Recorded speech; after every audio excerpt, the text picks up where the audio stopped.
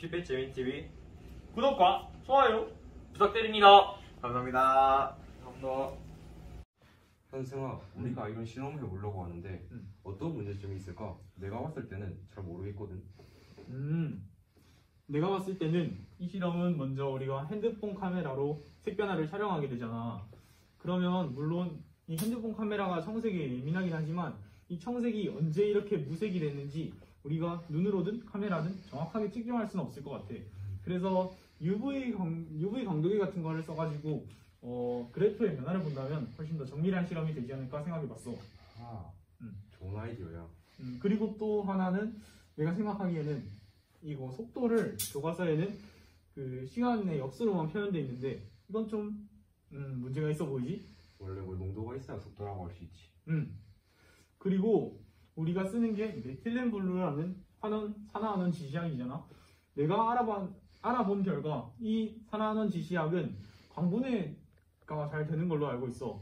그래서 이런 점도 영향을 미치지 않을까 싶어. 그리고 우리가 온도에 관한 실험을 하잖아.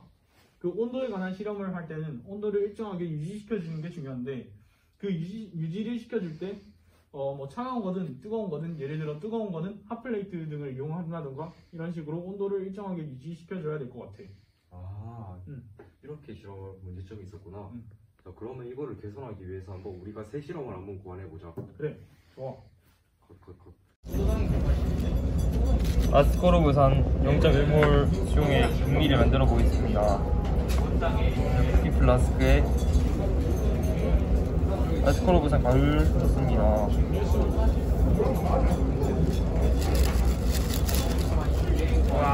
그리고 2차 증류수를 100ml 넣어줍니다.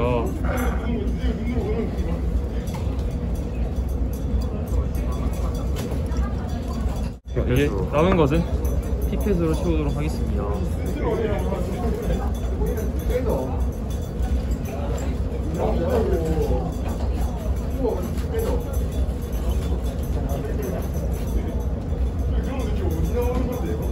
백미리를 완성하였습니다. 자, 0.1몰 농도 염산용의 100ml를 만들었습니다. 보시는 것처럼 0.1몰 HCl 100ml와 0.1몰 아스코르브산 수용액 100ml와 메틸렌 블루 지시약을 준비하였습니다. 아스코르브산 수용액 10ml를 먼저 녹음 실린더를 통해 맞춰주겠습니다.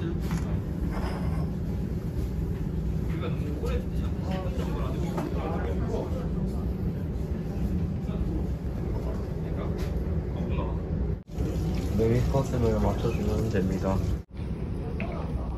메틸렌 블루 용액을 만들겠습니다.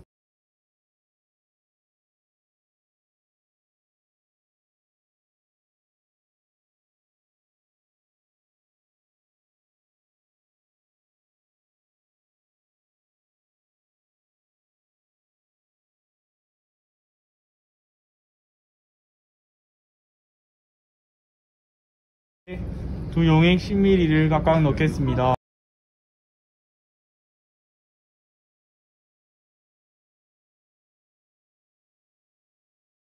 다 섞었습니다.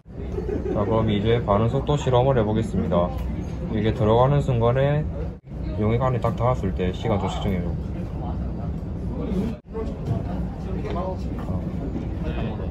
완전히 이게 하얀색이 되지까지.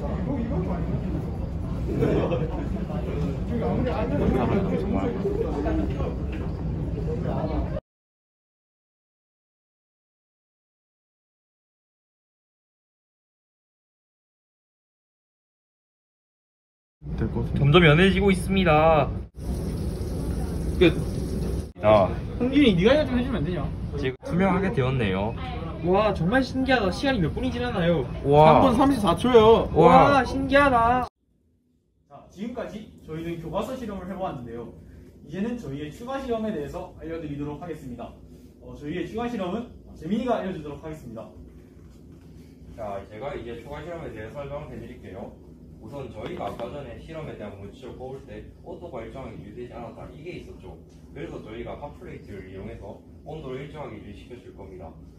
이때 우리가 온도는 각각 17도, 27도, 30도씩로 했으니까 그러니까 근사를 해서 20도씨, 30도씨, 40도씨로 측정하기로 계획했습니다. 그리고 그 온도가 유지되는 것은 이 디지털 온도를 통해 파악할 것이고, 그 다음에 반응이 일어날 삼각 플라스크는 이 비크만에 넣어서 실험을 진행할 것입니다. 그 다음에 저희가 메틸렌 블루에 대해서 설명을 할 건데, 우선 저희가 교과서 실험에서 있던 메틸렌 블루는 600에서 700나노미터의 파장액이 잘 흡수한다고 합니다. 그래서 용액이 투명해지면서 시간에 따른 흡수율이 줄어들 것이다. 이거를 통해 우리가 UV라는 첨단 기기를 통해 이 반응 속도를 측정하는 것이죠. 이게 자료조사를 통해 안 이상적 흡수 스펙트럼인데, 보시다시피 300나노미터 그리고 700나노미터의 피크가 있다는 걸 알 수 있습니다. 그럼 우리가 이 이론을 바탕으로 직접 실험을 해봤을 때 결과를 말씀드리도록 하겠습니다. 우선 결과를 보시면 아까 예상했던 결과대로 300나노미터와 700나노미터에 근접한 650나노미터에서 두 개의 피크가 나왔던 것 같습니다. 이 두 개의 피크가 나온 것으로 보아서 실험은 정상적으로 진행이 되었던 것 같습니다. 근데 다만 아쉬운 것은 저희가 상온에서만 측정을 해봤고 아직 다른 것은 아직 측정을 해보지 못했기 때문에 시간에 따라서 이게 얼마나 줄어드는지 알아볼 수 없다는 것이 좀 아쉽다고 생각합니다.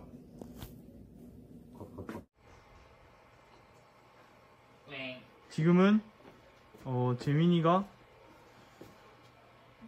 저희 용액의 피크를 측정하는 모습입니다. 저희가 사용한 도구는 UV이고요. 보시다시피 이렇게 피크가 측정되었습니다. 저희는 더욱 정밀한 실험을 위해서 비어의 법칙을 이용한 농도값의 정밀한 계산을 해보았습니다.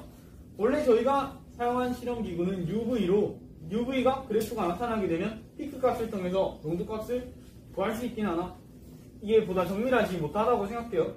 더욱 심화된 내용이 비어의 법칙을 한번 탐구해보게 되었습니다. 먼저 강도 I0인 입상항이 들어온다고 칩시다. 그리고 투과하게 되는 강도는 I라고 칩시다. 그러면 이때 과연 농도에 영향을 주는 요인이 무엇이 있을까요? 저희는 이를 알아보기 위해서 즉 단면적 S분의 몰수 N은 단면적 B와 너비 B와 비례한다는 것을 발견했습니다. 그리고 몰수 N은 C 즉 농도와 비례한다는 것을 발견했습니다. 이를 통해서 저희는 비어의 법칙을 유도해보게 되었습니다.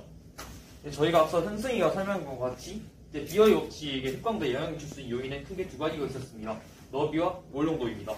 비어의 법칙은 저희가 가정해야 될 부분이 두 가지가 있는데, 첫 번째는 용액이 이상용이라는 것입니다.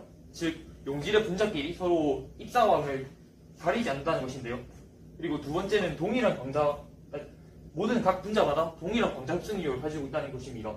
이게 중요한 이유는 애초에 흑광도라는 것 자체가 그 용질의 분자가 그 빛을 흡수해서 이제 추가광일 때는 입사광과 다른 빛의 세기가 나오게 되어서 빛의 세기가 나오게 된다는 것을 이용하는 것인데요. 그렇기 때문에 이런 과정이 필요합니다. 저희가 직접 그 공식을 유도해보지 않았지만 인터넷에 찾아본 결과 이런 공식이 있다는 걸 알게 되었습니다.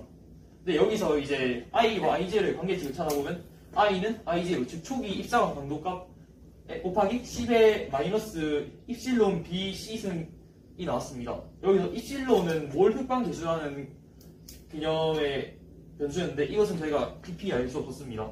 그리고 두 번째는 너비입니다. 하지만 너비는 저희가 동일한 큐벳을 이용하기 때문에 너비의 같음으로 일정화로 변수가 될 수 없었습니다. 즉 마지막 남은 몰농도를 입사광의 강도와 추광의 강도를 이용해서 도출이 가능하다는 사실을 생각해 보았습니다. 그래서 결론적으로 반응 속도는 단위 시간당 몰농도가 변한 양을 측정하는 것인데, 이를 통해서 몰농도를 측정해서 보다 정확한 즉 속도, 그러니까 시간에 따른 변화량만 측정하는 것이 아닌 정밀한 단위를 가진 반응 속도를 측정할 수 있었습니다. 하지만 이것을 위해서 저희가 좀 고려해 볼 점이, 저희가 애초에 기존 실험에 사용한 메틸렌 블루 지시약은 용액의 농도가 조금 높긴 했는데, 이런 가정을 지키기 위해서 좀 더 메틸렌 블루 용액의 농도를 좀 높게 해보면 어떨까 생각해 보았습니다. 앞에 나온 결과를 시간에 대해서 역수를 취했을 때 이 값들은 등비를 가진 즉 말해서 2배씩 증가한 결과가 아닌 것을 알 수 있었습니다. 저희는 이런 실험 오차의 원인을 측정의 문제에서 발견하였습니다. 일단 먼저 저희가 초기 실험할 때는 완전히 진한 파란색이 연한 파란색이 됨으로 색변화를 직접 확인할 수 있었는데 점점 메틸렌 블루 용액이 연해지다 보니까 완전히 무색 투명해지는 상태를 저희가 정의하기가 어려웠습니다. 그래서 육안으로는 완벽히 무색이 된 지점을 측정할 수 없어서 좀 시간 측정에 오류가 났던 것 같습니다.